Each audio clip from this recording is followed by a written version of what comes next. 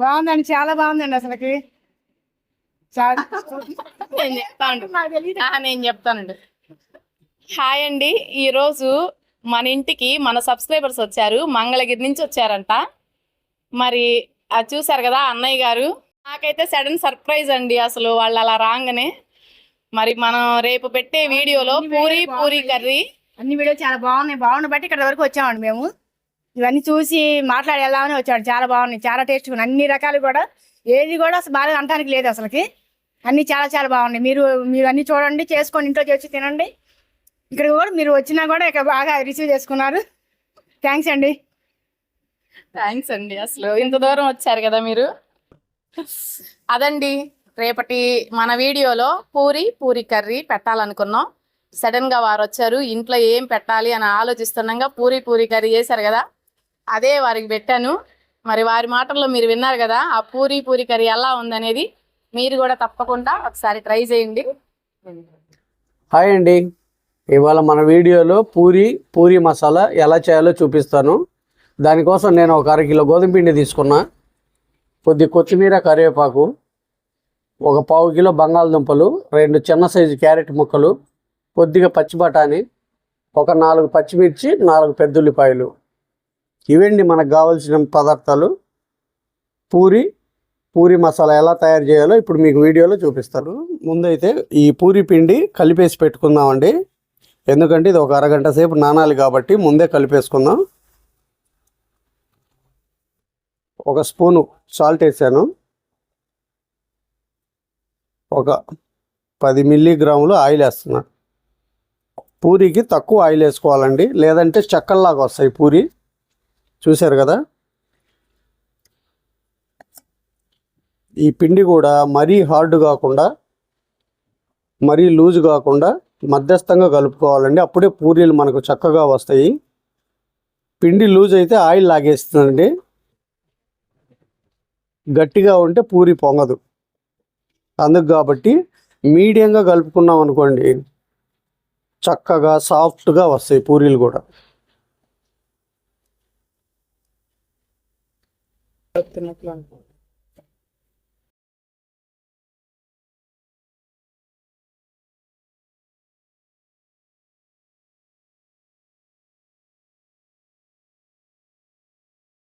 అండి ఇలాగా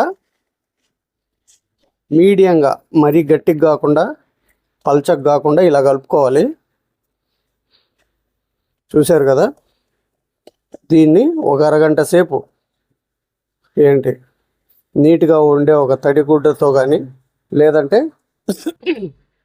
ఒక ప్లాస్టిక్ కవర్లో కానీ పెట్టేస్తే మెత్తబడుతుంది. ఒక అరగంట తర్వాత మళ్ళీ కాసేపు బాగా మెత్తగా కలిపేసి అప్పుడు పూరీలు చేసుకోవచ్చు. ఇప్పుడు పొయ్యి మీద కళాయి పెట్టి పూరి మసాలాకి తాలింపు వేసుకుందామండి.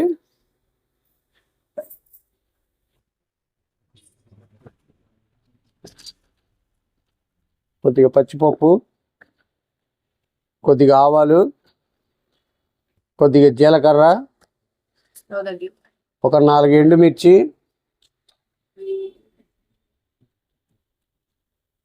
2 రెబ్బలు కరివేపాకు.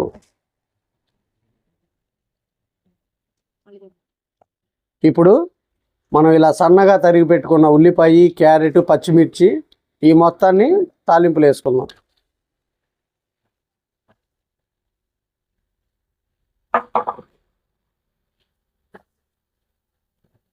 ఇప్పుడు చిటికెడు పసుపు,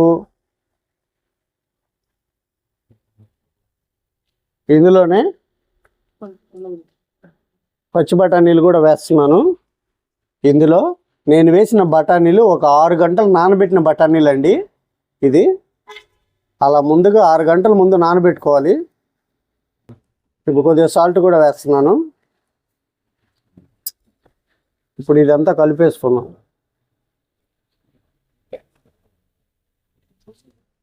ఇప్పుడు ఒక 2 నిమిషాలు ఈ వేసిన ముక్కలన్నీ కాస్త మెత్తబడేలాగా ఇలా ఉంచేద్దాం. అప్పుడు మనం చేసే పూరి మసాలా మంచి టేస్ట్ వస్తుంది.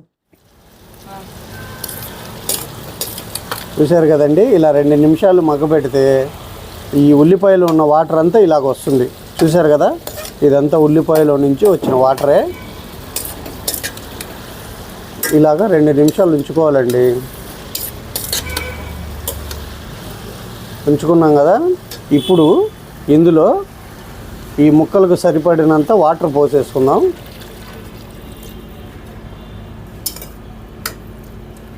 ఇప్పుడు మూత పెట్టి ఒక 10 నిమిషాలు ఉడికించుకుందామండి. హాయ్ అండి, 10 నిమిషాలు ఉడికించుకోండి అని చెప్పేసి మా వారు మైక్ తీసి పక్కన పెట్టేశారండి. అది పెట్టుకోవడం మర్చిపోయారు, అందుకే నేను వాయిస్ ఇస్తున్నాను. చూసారు కదండి, మనకి 10 నిమిషాలు ఉడికేసరికి మనం వేసిన ఉల్లిపాయలు, క్యారెట్ అన్నీ చక్కగా ఉడికిపోయినాయండి. ఇప్పుడు ఇందులో ముందుగానే ఉడికించి పెట్టుకున్న బంగాళదుంపల్ని, 1/2 కేజీ బంగాళదుంపలండి, వాటిని కూడా చూస్తున్నారు కదా, ఈ విధంగా చేత్తో కొద్దిగా స్మాష్ చేసేసి ఇందులో వేసేసుకోవాలండి. వేసేసుకొని దీని మొత్తాన్ని బాగా అంటే కొంచెం ప్రెస్ చేస్తూ కలుపుకోవాలండి. అంటే మనం వేసిన బంగాళదుంపలు అనేది అందులో కలిసే విధంగా చూస్తున్నారు కదా ఎలా కలుపుతున్నారో ఆ గంటితో, అదే విధంగా కలుపుకోవాలండి. ఇప్పుడు చాలామంది పూరీ కూర అంటే మన సబ్స్క్రైబర్స్ కూడా అడిగారు, శనగపిండి వేసి పూరీ కూర చూపించండి అక్క అని చెప్పేసి అడిగారు. పూరీ కూరలో వాస్తవంగా అయితే శనగపిండి అనేది వేయరండి. ఒకప్పుడు మన ఇంట్లో పెద్దవాళ్ళు అట్లా ఎవరైనా చేస్తే ఉప్పు ఎక్కువైతేనో ఇంకేదన్నా అయితే కొద్దిగా శనగపిండి ఒక 2 స్పూన్లు కలిపేసి పోసేసేవాళ్ళు అనమాట. ఎందుకంటే ఎక్కువైన ఉప్పు అనేది తగ్గిపోతుంది కాబట్టి.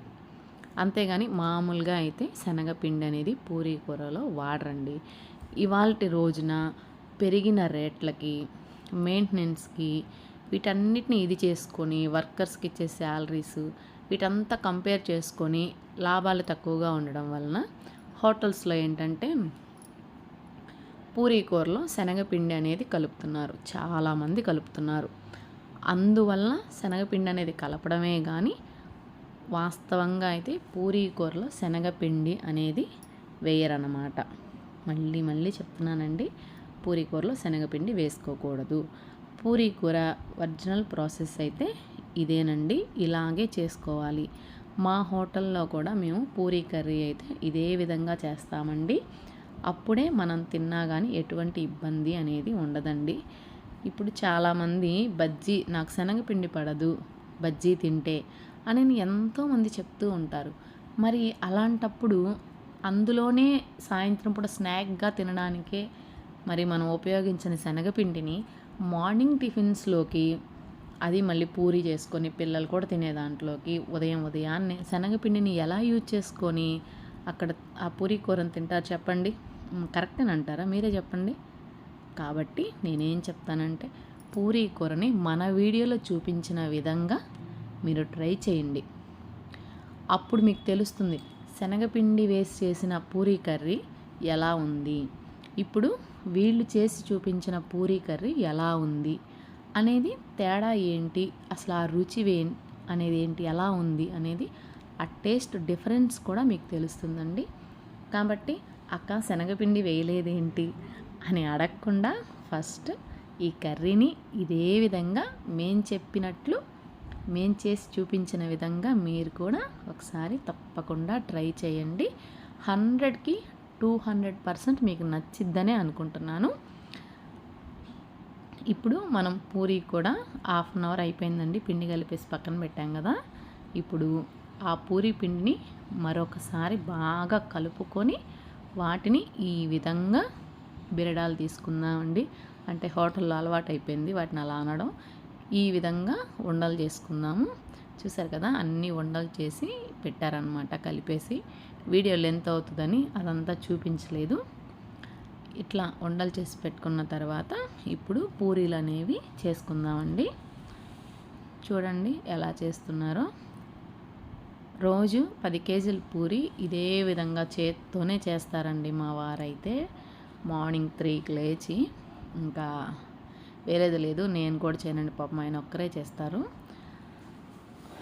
ఇవాళ ఒకరు అడిగారండి, కామెంట్ పెట్టారు, మీరు అమ్మ చేతి కమ్మన్ రుచులు అని పెట్టి ఎవరెవరినో తీసుకొచ్చి వీడియోస్ చేపిస్తున్నారు అని చెప్పేసి కామెంట్ వచ్చిందండి. ప్లీజ్ అండి, ఎవరెవరినో తీసుకొచ్చి అయితే మేము వీడియోస్ చేయించట్లేదండి.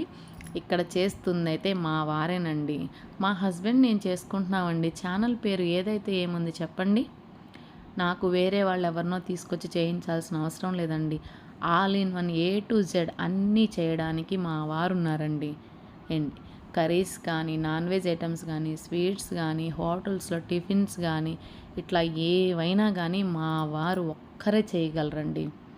నాకు హెల్త్ బాగోదు కాబట్టి ప్రతిదీ ఆయనే చేస్తారండి. అందుకు కాబట్టి మా వారు, నేను పడే కష్టం చూడలేక మా వారు చేస్తానని వీడియోస్లో చేస్తున్నారండి.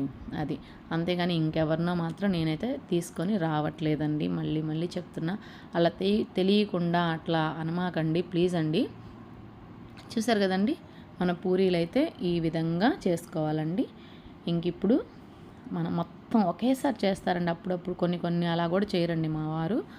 మొత్తం 10 కేజీల పిండిని ఇట్లాగే చేసేసి పక్కన పెట్టుకొని ఇంకా టిఫిన్ అయిపోయేంత వరకు అప్పటికప్పుడు వేడిగా ఫ్రెష్గా పూరి అనేది వేసిస్తామండి. మా హోటల్లో అన్ని చోట్ల చూసినట్లు ఒకేసారి వేసి అక్కడ పడేయమండి. సింగిల్ పూరి అడిగినా కూడా మా హోటల్లో అయితే ఫ్రెష్గా వేసిస్తామండి మేము, వేడిగా. అది ఇప్పుడైతే మనం పూరీలు ఎలా కాల్చుకోవాలో కూడా చూసేద్దామండి. ఈరోజు మన ఇంటికి మన సబ్స్క్రైబర్స్ వచ్చారు కదా, వారి కోసమని ఇప్పటికిప్పుడు మళ్ళీ పెట్టేసి వేస్తున్నారు.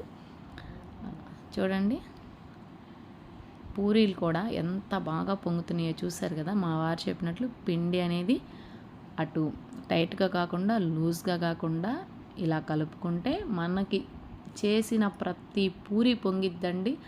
ఆయిల్ అనేది కొంచెం కూడా చేతికి అనేది అంటదండి. మన స్టార్టింగ్లో మీరు విన్నారు కదా మన సబ్స్క్రైబర్స్ మాటల్లో, మన పూరి ఎలా ఉంది, మన వీడియోస్లో ఎలా ఉన్నాయి అని చెప్పేసేసి. మరి ఈ వీడియో కనుక మీకు నచ్చితే తప్పకుండా ఒక లైక్ చేయండి, షేర్ చేయండి. మన ఛానల్ని సబ్స్క్రైబ్ చేసుకోవడం మాత్రం మర్చిపోకండి.